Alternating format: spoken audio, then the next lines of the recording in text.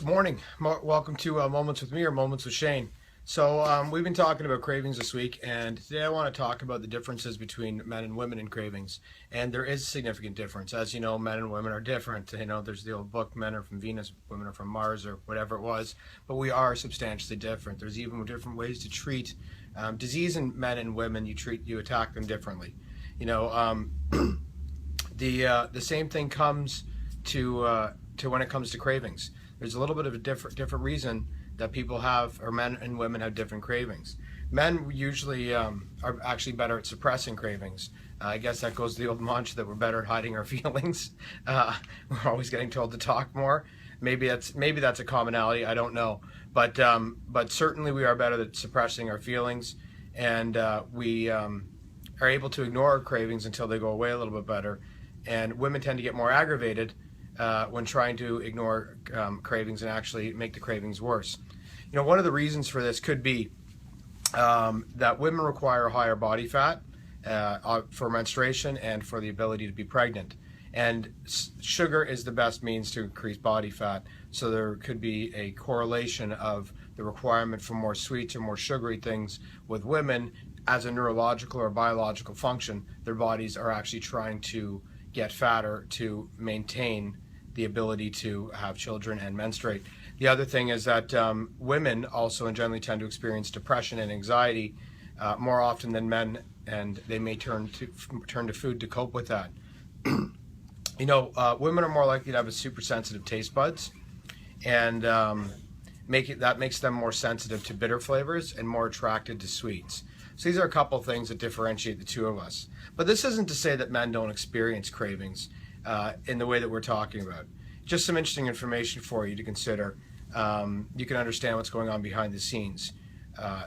You know, the most important thing to get to the bottom of this is when you have a craving, we need to find an alternative, regardless of the reason, regardless of your male or woman, male or female. You have to find a way to be able to establish a relationship, and I mean a relationship with these cravings, to identify when these cravings are happening, and how to manage them. So the first thing is, when you have a craving, is we must not give in. Cravings come and go. They're gonna appear and they're gonna disappear. So it's just that moment of weakness that would guide you down the path of giving into the craving. You have to find something to do that is activating your mind and your body to be able to prevent these cravings. As we talked earlier this week, we noticed it's a lot of neurological action, that your body starts visualizing it, starts salivating for it, starts wanting it.